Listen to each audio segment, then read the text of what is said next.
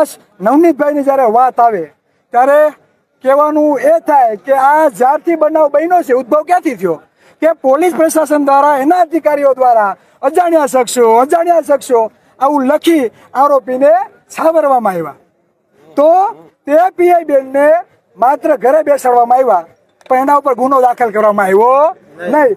એક અધિકારી પછી બીજા અધિકારીની તપાસ આવી, પછી ત્રીજા અધિકારીની તપાસ આવી, પછી એસઆઈટીની રચના કરવામાં આવી. મને એનો મતલબ એ કે પોલીસ પ્રશાસનના અધિકારીઓએ તપાસમાં ક્યાંક ને ક્યાંક ફરજ બેદરકારી દાખવી છે.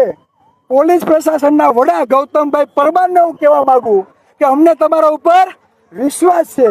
અમારા જે પણ આદરણીય આગેવાનો સરકારને નમ્રતાથી રજૂઆત કરવા ગયા અને જે સીટની તૈયાર એસઆઈટીની રચના કરવામાં આવી તો અમને વિશ્વાસ છે કે વહેલામાં વહેલી તકે તેનું યોગ્ય નિરાકરણ આવે, જે શંકા કુશંકા છે તેનું યોગ્ય સમાધાન થાય. જો એસઆઈટી દ્વારા યોગ્ય ન્યાય નહીં મળે તો આ સમાજ હવે જાગૃત થઈ ગયો છે, સમજી જાજો. રાજકીય પક્ષો પાસે માત્ર ને માત્ર છે ને ટિકિટો છે. સૌથી વધારે મત આ કોળી સમાજના છે. એટલે 2027ની સીટમાં આ ગુજરાતમાં 25 સીટો એવી છે જ્યાં કોળીની સૌથી વધારે વસ્તી હોવા છતાં કોઈ ટિકિટ આપવામાં નથી આવી.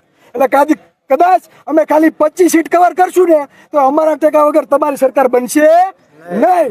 એટલે આ કાન ખોલીને સાંભળી લ્યો. હવે આંદોલન કરવાની જરૂર નથી, પણ ગામે ગામ એવા યુવાનો તૈયાર કરશું કે પોતાના મતની કિંમત શું છે, ઓબીસી એસસી એસટી સમાજને સમાનતા કઈ રીતે મળે, આરક્ષણ કઈ રીતે મળે, બજેટ કઈ રીતે મળે, તે ઘર ઘર સુધી જાગૃતતા લઈ આવી અમે અમારી ખુદની સરકાર બનશું તેવી વ્યવસ્થા સ્થાપિત કરશું.